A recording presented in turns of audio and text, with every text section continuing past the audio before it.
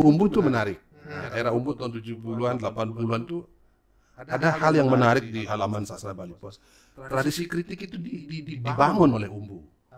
Caranya bagaimana? Jadi antar pengarang itu saling kritik ya. Jadi hari ini misalnya dimuat karya-karyanya pengarang A gitu ya, nanti pengarang B akan mengkritik karya pengarang A itu. Lalu pengarang A akan mengkritik karya pengarang B. Jadi itu istilahnya teman mengomentari teman.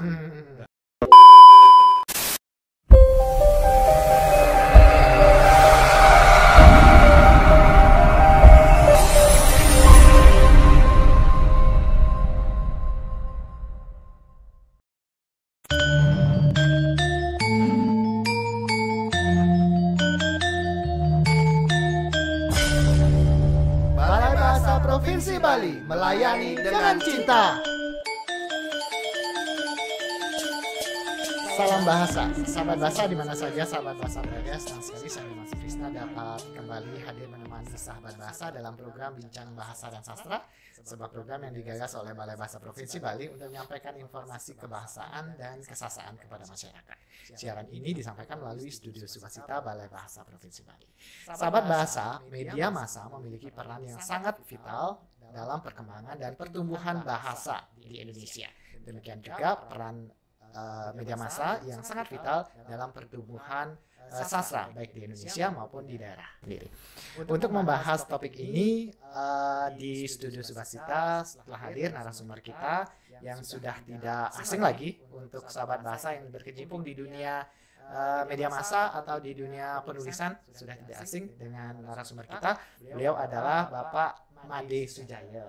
Ya, selamat datang Pak Made di Sukacita. Kembali saya bacakan sedikit biodata Pak Made. Nama lengkap beliau adalah Dr. Imade Sujaya SSM Hum. Beliau menyelesaikan pendidikan doktor di Universitas Udayana, betul Pak ya? Betul ya. S1, S2 juga di Udayana. Saat ini beliau bertugas sebagai pengajar dosen di program studi pendidikan bahasa Indonesia dan daerah FKIP Universitas PGRI Mahadewa Indonesia. Ya, kemudian kalau kita berbicara tentang pengalaman beliau dalam dunia jurnalistik, beliau merupakan koresponden di Wiyata Mandala, ya, koran remaja ya Pak Made, Mandala ya, tabloid pelajar. Ya, tabloid pelajar. Kemudian juga beliau juga wartawan di Denpos, kemudian juga di sebagai redaktur sastra dan budaya juga di Denpos. Kemudian beliau juga pengisi di Bali Orti Bali Pos, yang biasanya terbit pada hari Minggu ya. Ya. Kemudian buku yang ada berapa, saya bacakan beberapa saja buku yang sudah Pak Made Sujaya tulis. Sepotong Nurani Kuta, sebuah catatan sikap warga Kuta dalam tragedi 12 Oktober 2002. Bukunya ditulis pada tahun 2004. Kemudian Perkawinan Terlarang, Pantangan Berpoligami di Desa-Desa Bali Kuno, itu pada tahun 2007. Dan pada tahun 2013 beliau menulis Dinamika Bahasa Media Televisi, Internet, dan Surat Kabar. Itu ya Pak Made. Pak Made, seperti tadi saya sampaikan, mungkin sahabat bahasa juga setuju bahwa media massa itu memiliki peran yang sangat vital, sangat penting dalam perkembangan pertumbuhan bahasa dan juga sastra, karena sastra tidak bisa dipisahkan dengan bahasa, begitu ya Pak Made. Kalau melihat di Bali sendiri, kalau di nasional itu kan sudah sepakat bahwa perannya sangat vital. Kalau di Bali sendiri, bagaimana peran dari media massa tersebut dalam pertumbuhan sastra yang ada di Bali? Ya, saya kira tidak jauh berbeda ya dengan perkembangan di nasional. Soal ini sebetulnya sudah ada penelitian yang dilakukan oleh Profesor Nyoman Darmo Putra ya, soal perkembangan sastra Indonesia di Bali pada sejak era kolonial sampai era mutakhir ya. Itu dalam hasil penelitian beliau sudah tergambar jelas bahwa betapa pentingnya peran media massa dalam pertumbuhan sastra di Bali. Media massa lah yang menjadi wahana publikasi karya-karya para pengarang. Justru sejak tahun 1920-an sudah muncul itu dengan adanya majalah Surya Kanta ya, majalah Bawa Negara, kemudian majalah-majalah yang terbit pada era tahun 20-an itu memuat karya-karya sastra dari para pengarang. Demikian juga pada era pasca kemerdekaan, ya, tahun 50-an misalnya muncul majalah Bakti, majalah Damai, gitu ya, yang juga banyak memuat karya-karya sastra para pengarang Bali, gitu ya. Nah, kemudian yang paling menonjol adalah pada tahun 70-an, kira-kira sampai tahun 90-an, itu peran yang dimainkan oleh Bali Pos, jadi surat kabar yang tertua di Bali, kemudian dianggap sebagai salah satu koran terbesar, ya. Itu besar sekali pengaruhnya dalam pertumbuhan sastra, terutama ketika era Umbu Landu Paranggi, ya, itu tahun 78 kira-kira mulai, ya. Keberadaan halaman apresiasi yang diasuh oleh Umbu itu membuat gairah bersastra para pengarang di Bali itu tumbuh, ya, dengan dengan meletup-letup, ya. Bahkan seorang ahli sastra Belanda namanya Will Derks, ya, itu pernah melakukan satu penelitian tentang sastra pinggiran namanya. Nah, dia kemudian menyimpulkan tidak ada lagi Jakarta hanya sebagai pusat, sebagai satu-satunya pusat pertumbuhan sastra, tapi sudah bergeser ke daerah-daerah, termasuk Bali. Nah, Bali disebut sebagai salah satu pusat-pusat baru pertumbuhan sastra di Indonesia, terutama dengan peran Bali Pos, ya, yang sebagai media ya, terbesar di Bali saat itu, ya.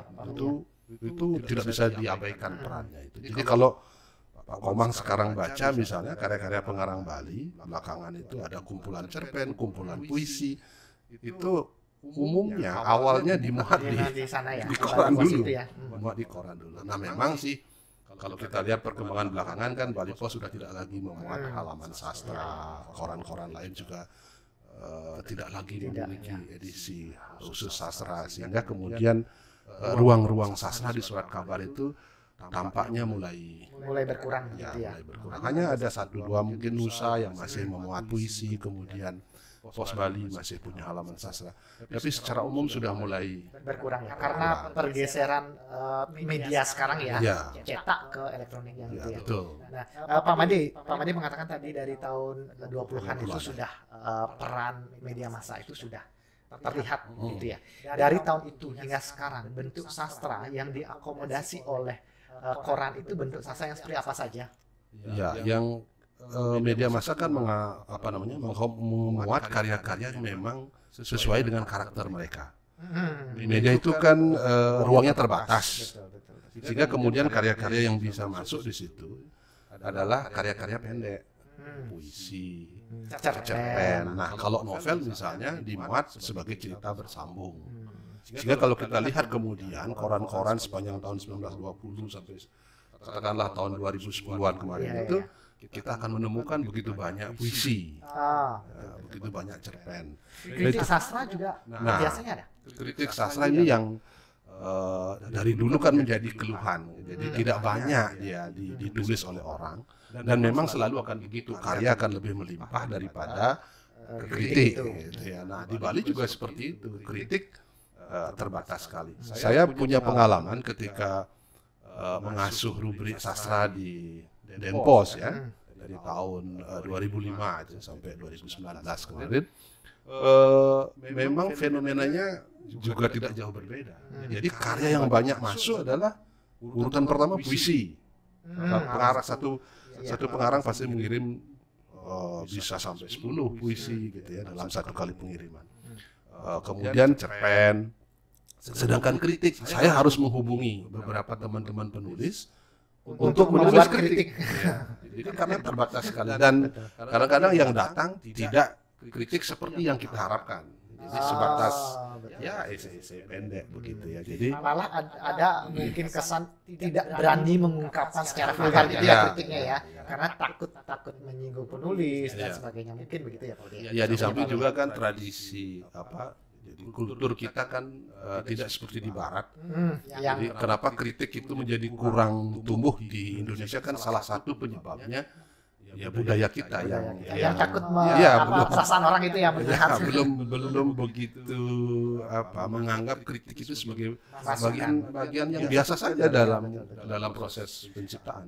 Karena ada orang yang tidak bisa menerima kritik itu ya, walaupun kritik itu kritik membangun, tapi ada perasaan tidak enak jika dikritik begitu. Ada sebagian. Tapi begini, dulu eranya Umbu tuh menarik. Era Umbu tahun 70-an, 80-an tuh ada hal yang menarik di halaman sastra Bali Pos. Tradisi kritik itu dibangun oleh Umbu. Caranya bagaimana? Jadi antar pengarang itu saling kritik ya. Jadi hari ini misalnya dimuat karya-karyanya pengarang A gitu ya, nanti pengarang B akan mengkritik karya pengarang A itu. Lalu pengarang A akan mengkritik karya pengarang B.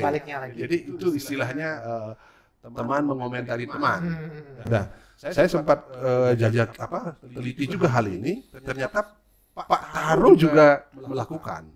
Jadi bukan hanya pada Umbu, tapi pada era Umbu jadi hidup ya. Sebelumnya ternyata menurut Pak Taro sudah dilakukan itu. Jadi namanya sorotan teman. Ada rubrik namanya sorotan teman. Itu isinya kritik ya. Ya, itu di Bali Pos juga loh. Pak Taro pernah mengasuh halaman sastra di Bali Pos ya. Dengan kondisi peran media pada saat itu, bagi penulis itu sendiri, apakah itu menjadi suatu prestise tulisannya bisa ditulis di koran, atau hanya sekadar cari media supaya tersampaikan saja? Dulu ada situasi seperti itu. Jadi pengarang merasa kalau karyanya sudah dimuat di koran, terutama koran-koran tertentu yang dianggap legitimasinya di bidang sastra kuat, itu mereka merasa ada perasaan sudah mencapai satu titik. Itu capaian. Iya, capaian. Misalnya kalau dulu ya dimuat di Bali Pos Minggu yang diasuh oleh Umbu, itu prestasi luar biasa. Di samping Umbu kan melakukan tahapan pembinaan yang khas itu. Jadi pengarang-pengarang awal itu, pengarang-pengarang yang baru mulai mengirim karyanya akan dimuat di satu ruang namanya Pawai dulu. Parade, pawai, kemudian ada kompetisi promosi, lalu puncaknya baru ke pos budaya. Jadi kalau Pak Komang sekarang lihat pengarang-pengarang seperti GM Sukawidana, almarhum Syahriwardi Abbas, Putu Fajar Arcani, itu semua terbentuk dari itu, dari proses pembinaan yang dilakukan oleh Umbu. Nah, dulu Bali Pos itu mencapai titik boleh dianggap setara dengan horizon. Jadi kalau dimuat di Bali Pos itu kelasnya tidak jauh berbeda dengan dimuat di horizon. Dulu kan horizon jadi kiblat. Jadi kalau orang sudah dimuat di horizon, kelasnya beda. Iya, sudah merasa jadi penyair, jadi sastra. Betul. Nah, Pak Made, tadi Pak Made mengatakan, dan kita mungkin semua sudah setuju ya, bahwa rubrik-rubrik yang berkenaan dengan sastra saat ini di koran itu bisa dikatakan berkurang dari dulu. Mungkin karena kondisi korannya juga berkurang gitu ya. Iya. Nah, apakah kondisi ini bisa membuktikan bahwa koran itu tidak punya perhatian sekarang dengan sastra, atau bagaimana? Ya, memang kalau kita simpulkan mereka tidak punya perhatian, mungkin perlu penelitian lebih jauh ya. Tapi kenyataannya memang halaman sastra adalah halaman yang paling mudah dikorbankan oleh koran ketika mereka mengalami persoalan seperti sekarang. Jadi halaman berkurang. Kalau ada pengurangan halaman secara umum, yang pertama dikurangkan itu ya sastra itu ya. Ya kan? Nah, itu kenyataannya kan seperti itu. Tapi kalau untuk menyimpulkan seperti itu, saya kira kita harus lakukan penelitian ya. Kenapa halaman sastra dikorbankan? Karena kadang-kadang kan memang halaman sastra tidak cukup menjual. Koran itu kan hidup tidak hanya dari penjualan koran, tapi juga dari iklan. Apalagi sekarang koran itu tidak bisa bertumpu pada penjualan. Karena hidupnya dari iklan itu ya. Dari iklan. Nah, sedangkan halaman sastra kan kita jujur akui agak sulit untuk mengundang datangnya pemasang iklan gitu ya. Tetapi kan media itu kan punya fungsi edukasi. Ya, betul. Nah, fungsi itu yang dari sastra ini ya. Nah, jadi sastra itu adalah salah satu bagian dari edukasi dari media. Selain tentu menurut saya media itu kalau dia membuka ruang sastra, gitu. Selain dia menjaga batin pembacanya. Jadi sastra itu kan sebetulnya kan adalah upaya untuk merawat batin masyarakat pembaca. Tapi juga secara praktis dia bisa menjadi wahana untuk melahirkan penulis-penulis baru. Dan itu akan bermanfaat sebetulnya bagi media. Bali Pos ya, memiliki wartawan-wartawan yang kuat pada era tahun 90-an, 80-an itu sampai awal tahun 2000-an. Itu karena peran halaman sastra itu. Coba Anda lihat Mas Ruscita Dewi, Oko Rusmini itu wartawan-wartawan Bali Pos. Bisa dikatakan lahir dari sana ya. Lahir dari situ. Dari halaman sastra yang rutin dibangun oleh Bali Pos itu. Jadi media mesti punya kesadaran juga, tanggung jawab juga ya terhadap ruang-ruang sastra, ruang-ruang budaya itu bagaimanapun dia tetap mesti dipertahankan. Ya mungkin dalam situasi sekarang kita masih maklumi ya, tapi bisa menyalahkan siapa-siapa ya kalau kondisinya seperti ke depan saya kira ketika situasi sudah mulai normal dan media sudah mulai bisa bernafas dengan lebih baik, ya seyogianya ruang-ruang sastra, ruang-ruang budaya itu masih dipertahankan. Saya menghargai Kompas, Jawa Pos itu masih mempertahankan halaman sastra. Kalau di Bali ya Pos Bali sama Nusa itu masih punya halaman sastra.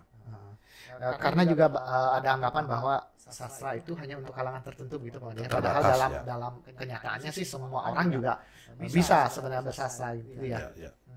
Nah, Pak Made, dunia kita sekarang sudah berubah. Sekarang kita ke dunia digital. Yang kemarinnya dunia cetak. Koran-koran dibuat dalam bentuk cetak. Sekarang mereka banyak yang beralih ke digital. Dan juga banyak bermunculan situs-situs atau laman-laman yang berkaitan dengan bahasa dan sastra ini. Kalau Pak Made melihat apakah dengan kondisi seperti ini bisa juga menumbuhkan giat sastra khususnya di Bali? Pada akhirnya kan itu yang terjadi sekarang. Jadi ruang-ruang media daring itu, online itu menjadi semacam alternatif sekarang. Bahkan bukan lagi alternatif, dia sudah menjadi pilihan sekarang oleh para pengarang untuk mempublikasikan karya-karyanya. Ya, sekarang orientasi pengarang tidak lagi ke semata-mata ke cetak, tapi sudah ke online. Misal kalau di Bali ada tatkala.co yang masih memberi ruang untuk para pengarang, baik pengarang-pengarang baru maupun pengarang-pengarang lama. Gitu.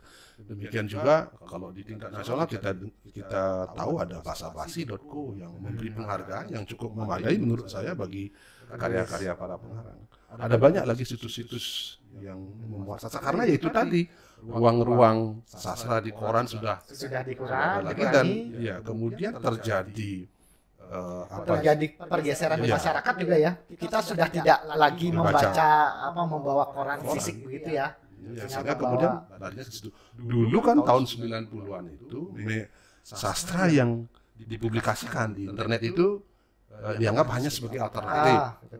Belum dianggap begitu ya. Bahkan dianggap itu sampah. Sekarang kan kenyataannya semua orang menggunakan itu. Tentu ada juga karya-karya yang sebetulnya belum layak ya. Tapi kita harus akui juga banyak juga karya-karya yang bagus. Saya kadang-kadang kalau baca-baca media-media online itu kadang-kadang menemukan juga karya-karya yang bagus gitu ya. Juga di media daring gitu ya. Iya. Jadi media daring ini, media online ini juga sekarang di era sekarang itu ya cukup memainkan peran dalam pertumbuhan sastra.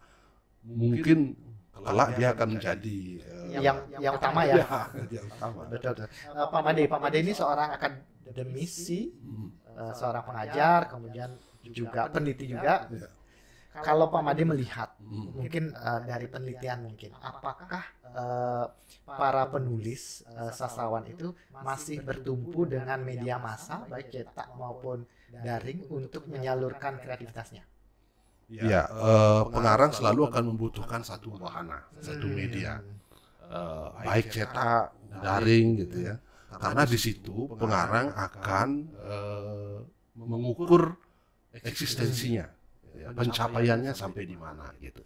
Kalau saya melihatnya begini Pak Komang, jadi cetak, daring gitu ya, itu sebatas wahana saja sebetulnya. Kalaupun ada wacana soal sastra siber misalnya ya, yang sempat ramai itu, pada akhirnya kita akan tetap mengukur kualitas. Jadi kualitas. Jadi entah dia dicetak, entah dia di daring, jadi orang akan bertanya, ini karya bagus atau enggak gitu.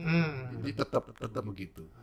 Kalau ditanya apakah sudah ada terbentuk estetika sastra siber, sementara saya belum berani mengatakan apakah sudah terbentuk itu. Kalau saya melihatnya lebih pada wahana. Sama seperti dulu kan sastra koran itu juga dianggap sebagai sastra kelas 2. Iya.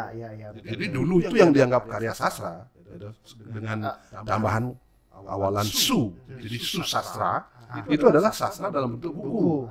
Ya, kan? Kalau diterbitkan dalam bentuk buku baru dianggap begitu ya. Kalau koran dia dianggap sastra kelas 2. Dulu istilah sastra koran itu adalah istilah yang mengesankan dia lebih rendah dari sastra. Karena mungkin ada anggapan belum serius sekali gitu ya, coba-coba dulu di koran gitu ya. Tapi pada akhirnya kita menemukan kemudian betapa betapa besarnya pengaruh sastra koran itu. Kalau kita sekarang bertanya soal orientasi cerpen itu adalah produk dari sastra koran. Iya betul. Jadi kalau orang mau meneliti misalnya perkembangan sastra Indonesia yang lebih kontekstual gitu misalnya, ya sastra koran dalam bentuk cerpen itu. Apalagi Kompas kan membangun satu tradisi. Ada cerpen pilihan Kompas tiap tahun, sehingga kemudian terbentuk semacam orientasi kan. Wah kalau dimuat di Kompas itu kan begitu jadinya. Beda kelasnya. Dan juga jadi kanon dia. Kompas kan sering juga membukukan cerpen-cerpen mereka itu ya. Rutin tiap tahun. Dia konsisten dari tahun 92 itu. Jadi Kompas pasti membukukan karya-karya. Tapi mereka pilih lagi. Iya. Nah, Pak Made tadi peralihannya itu dari media massa cetak, kemudian media massa daring, kemudian ada juga media sosial yang juga dijadikan wahana mungkin oleh para penulis. Bagaimana Pak Made menangani? Ya kalau media sosial ini kan lebih liar ya. Pak Komang punya akun, saya punya akun. Jadi kalau saya punya puisi misalnya, saya punya cerpen, kalau sekedar untuk saya publikasi dan orang tahu bahwa saya punya karya, kita bisa gunakan media sosial itu. Nah, itulah yang kemudian memunculkan satu kesan, gitu ya, sempat terjadi perdebatan itu, bahwa ada semacam sebutan generasi sastrawan Facebook, sempat ramai itu, ini yang memunculkan karena mereka memuat karyanya di Facebook. Ada yang nyinyir terhadap Facebook ini, jadi sastra-sastra yang dimuat di Facebook ini. Apa yang membuat mereka penilaian miring terhadap sastra Facebook? Karena tidak ada proses seleksi. Jadi kalau di koran atau di media online sastra itu kan ada proses seleksi. Jadi karya yang masuk akan dibaca, akan diseleksi. Tentu kita mengabaikan dulu perbincangan soal bagaimana seleksi dilakukan. Apakah di koran atau di media online itu dilakukan secara ketat, atau justru karena perkoncoan, karena pertemanan, redakturnya kebetulan temannya siapa begitu ya. Kita tidak membicarakan itu, tapi di koran, di media online itu ada proses seleksi. Nah, sedangkan di Facebook dengan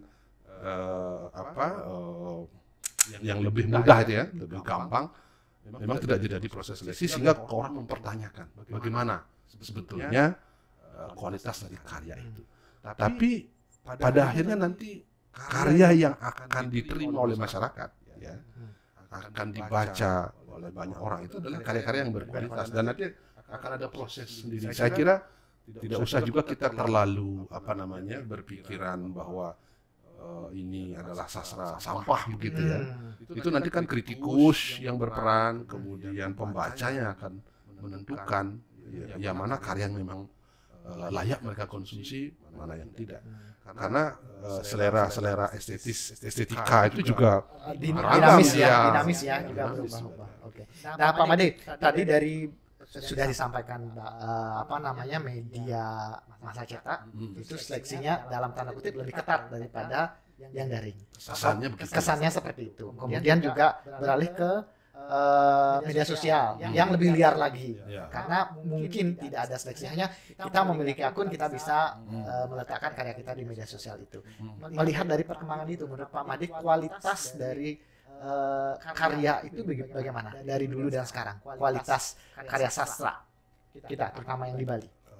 Ya, memang kan kalau bicara kualitas itu nanti banyak indikator yang harus kita gunakan untuk mengukur sebuah Karya itu berkualitas tidak pasti ya. Tapi ruang-ruang yang sekarang ada gitu ya, media Facebook, Instagram kan muncul itu Instapoet gitu ya, Instapoet jadi puisi di Instagram. Novel juga ada di sana Ya, ya. ada Wattpad sekarang, Ya, ada ya, ya. novel tur, macam-macam banyak sekali. Ini adalah realitas ya, realitas katakanlah realitas baru yang mau tidak mau Harus kita hadapi. harus kita terima, kita hadapi. Tapi memang sekali lagi sastra itu kan tetap berkaitan dengan keterampilan si pengarang gitu ya. Tidak hanya berbahasa tetapi juga mengkonstruksi satu dunia dengan pandangan, pikiran, wacana yang dia miliki gitu. Jadi kualitas itu akan ditentukan melalui sejauh mana gesekan yang dialami oleh pengarang itu. Pergaulan kreatif yang terjadi, saling kritik di antara mereka, kritik-kritik dari kritikus itu akan membangun kualitas. Jadi kita tidak akan bisa menjawab bahwa kalau dimuat di koran lebih berkualitas dengan yang dimuat di Facebook. Belum tentu. Jadi kita harus benar-benar baca lagi karya-karya itu, kita harus selami karya-karya itu sejauh mana dia bisa berkontribusi, misalnya menawarkan kebaruan, ya kebaruan secara stilistik, secara linguistik, ya, secara teknik misalnya. Itu memang perlu pembacaan lebih jauh lagi. Tapi intinya ya seperti tadi, tidak bisa kita gebiah-uyah mengatakan karena Yang dicetak mana ya, karena kualitas, dicetak mana ini tidak berkualitas gitu ya. Karena banyak juga indikator. nanti waktu juga yang akan menentukan ya, waktu yang akan menjawab bahwa karya sastra ini atau pengarang ini bisa bertahan atau bisa memberikan sesuatu yang baru. Ya, Betul. betul. Ya. Gitu.